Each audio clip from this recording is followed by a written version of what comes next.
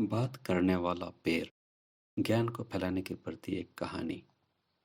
एक रहस्यमय वनभूमि के भीतर एक बार विस्परिंग विलो नामक एक राजसी पेड़ था। ऐसा कहा जाता था कि जो लोग सच्चे दिल से पेड़ के पास जाते थे, वे उससे बातचीत करने में सक्षम होते थे।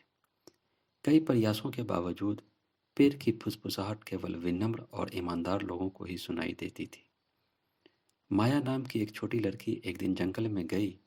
विस्परिंग विलो के बारे में कहानियां सुनने के बाद उसने इसके जादू की खोज करने का दृढ़ संकल्प किया। जब वह सम्मानपूर्वक और विस्मय में पेड़ के करीब चली गई, तो माया ने एक सौम्य संगीतमय आवाज सुनी जो उसका स्वागत कर रही थी। पेड़ ने खुद को मंत्रमुग्ध जंगल के रक्षक सिलवान के रूप में पहचाना। माया के ईमानदार इरादों को महसूस करने पर सिलवान ने उसे जंगल का ज्ञान प्रदान करने का निर्णय लिया। उन्होंने कृतज्ञ की आवश्यकता, प्रकृति के नाजुक संतुलन और सभी जीवित चीजों की परस्पर निर्भरता पर चर्चा की।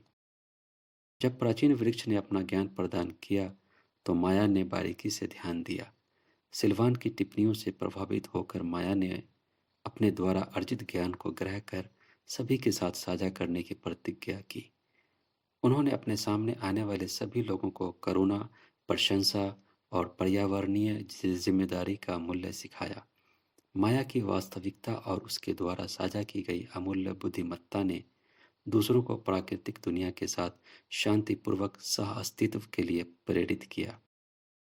जैसे जैसे माया आगे बढ़ी, उसे समझ में आ गया कि विस्परिंग विलो की वास्तविक शक्ति उसके द्वारा कहे गए शब्दों में नहीं, बल्कि सुनने वालों में उसके द्वारा उत्पन्न परिवर्तन में निहित है। जैसे जैसे जंगल बढ़ता गया, लोग पर्यावरण की अधिक सराहना करने लगे और उसकी देखभाल करने लगे। कहानी की नीति।